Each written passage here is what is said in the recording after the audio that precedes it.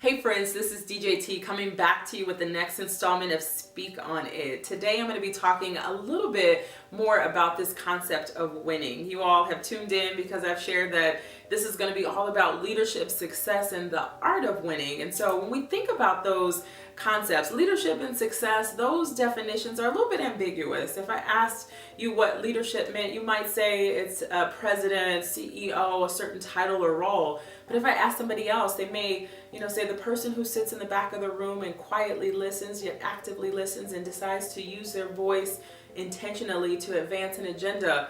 That's leadership, right? And they both would be right. Success, one might say a certain dollar amount or a certain type of house or a car would be success.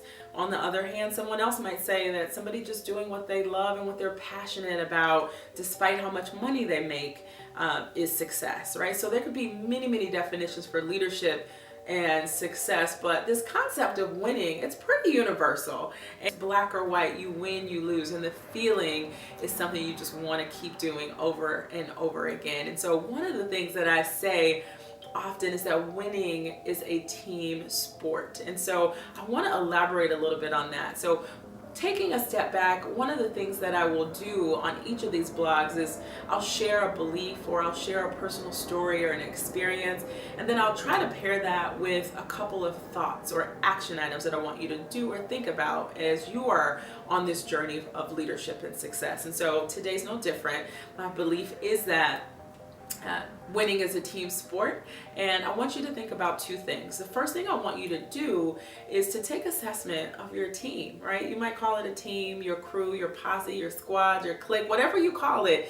Take assessment, right? Taking assessment of your squad and who's in it makes you assess your own values also. But I guarantee you that if you are hanging around with people who go to work, come home, watch TV, go to bed, start all over again, you are probably doing the same thing. On the other hand, if you are hanging out with people who are applying to graduate school, studying abroad, traveling abroad, creating a business, you are likely going to have some of that inspired thought, right? And so think about what it is that you value and who's influencing you, right? Because that winning is contagious, energy is contagious, and the people around you are influencing you in one way or another. That old adage that birds of a feather. There's actually another quote that I like a little bit better. It's a little bit funnier. Somebody told me once, they said, if you want to soar with the eagles, you can't be hanging around with chickens. And so as you're assessing your crew, are you hanging with the eagles or are you hanging with chickens? I'm assuming if you're tuning in, you want to be soaring with eagles. And so just check your crew. You don't have to name names, but decide if they're an eagle or a chicken. The second thing that I want you to do as you're thinking about winning as a team sport, if you really believe that winning is a team sport, I want you to think about who you're going to be a champion for, right? So on this team, not everybody gets to be Michael Jordan or Steph Curry, LeBron James all the time. Sometimes you got to be the Scottie Pippen, right? The supporting cast for somebody else's dream. And it's not always about you. But guess what? Both of those roles is leadership. And so think about who you are for somebody else. It might be reviewing their resume as they're looking for another job, reviewing a business plan as they're thinking about launching a great idea. I've had so many champions when it's come to even this idea, and I couldn't have launched it at all without that support. And so think about who you can be for someone else. Unfortunately, it's sad that many of us think that if you win, I lose, and that is the furthest thing from the truth.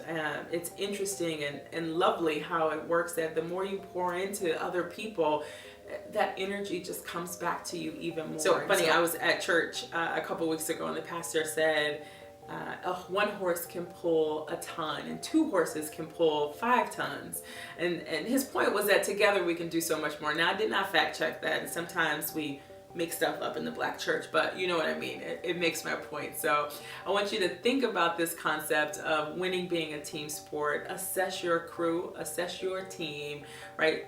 Which is an assessment of your own personal values.